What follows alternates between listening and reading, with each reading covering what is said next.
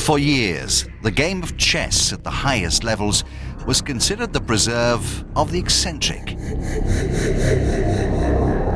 Played by geniuses, intellectuals, and robots, the game was lacking in glamour.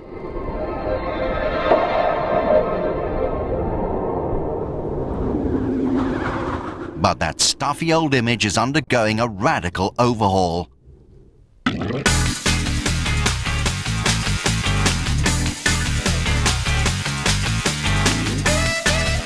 Meet 19-year-old Russian Alexandra Kosteniuk. She hopes to give the sport a younger, cooler, sexier image.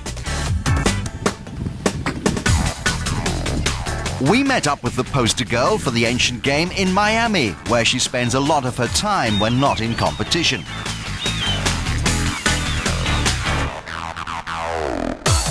Alexandra began playing chess at the age of 5.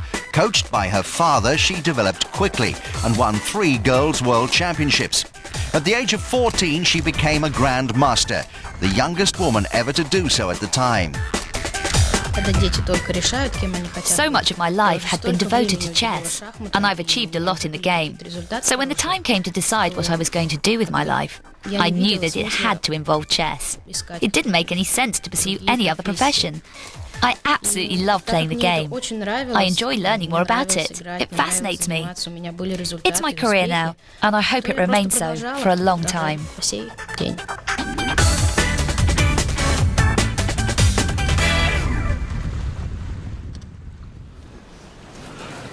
Alexandra is currently the women's vice champion of the world.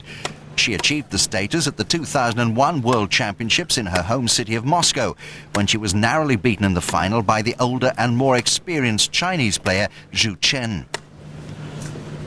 At the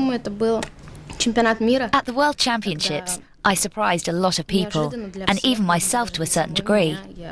I think I did really well to go so far and reach the final. It was quite something, and a very memorable experience. Since then, however, Alexandra hasn't had the opportunity to improve her status, as there hasn't been another Women's World Championship. Politics and infighting between the governing body, FIDE, and breakaway rival bodies have created a mess for chess. With all other sports, there is a calendar of events and competitions, sometimes even stretching many years ahead. But we don't have a clear structure in chess at the moment. As a consequence, no one knows who the current world champion is, or when the next World Championships will be. This lack of certainty is putting people off following chess. Despite all the problems, competitions are still held, and when she does take part in tournaments, Alexandra is praised for her aggressive, no-holds-barred approach, rarely seen amongst the world's top players. One of the things about this game is that you can always improve. The quest for perfection is endless. I just want to get better and better. I have an attacking style because I want to win every game. And I also want to enjoy what I do on the chessboard.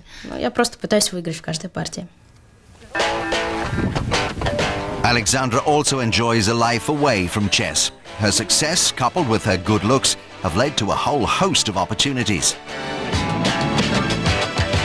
She regularly models and goes on fashion assignments, and has several endorsement contracts as well. Like a lot of young girls, I used to dream of being photographed as a top model. My sister and I used to play a little game when we were younger. I was the model, and she was the photographer.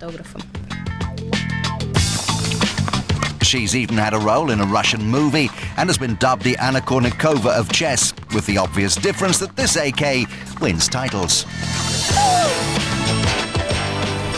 Hi, do you fancy coming skating? I'm not that good at skating, but I love the speed. I like skating fast, even though it's a bit dangerous. On top of her 4 hours chess practice each day, Alexandra likes to keep physically fit, as it helps her concentration during long matches. Are you ready? I'm going to record myself. I haven't done this before. So I'm sorry if the quality's not too hot.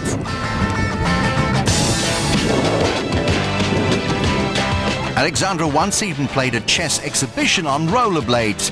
Gliding back and forth among the 20 opponents she played simultaneously and naturally beat. Roller skating over, let's go do something else.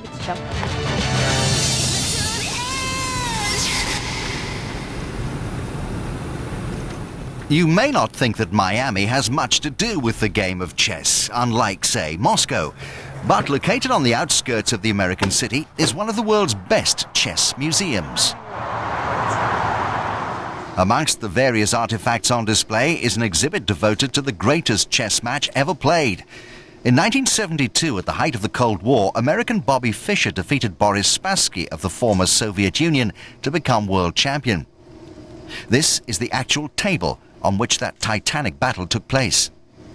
A great chess boom started, not only in America and the Soviet Union, but also in Europe and other places. I think that something very important happened for chess because of that match. It made a huge contribution towards the popularization of chess. It's Alexandra's mission to keep chess popular, particularly amongst kids. She even has her own electronic chess game to help develop young talent.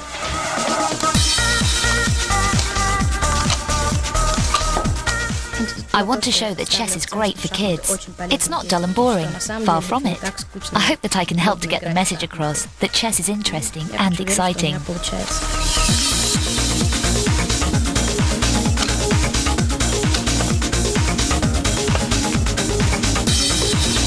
In an image-driven world, the game of kings now has a queen to let the brightness in. And as long as Alexandra Kosteniuk continues to shine on and off the board, that should continue for many years to come.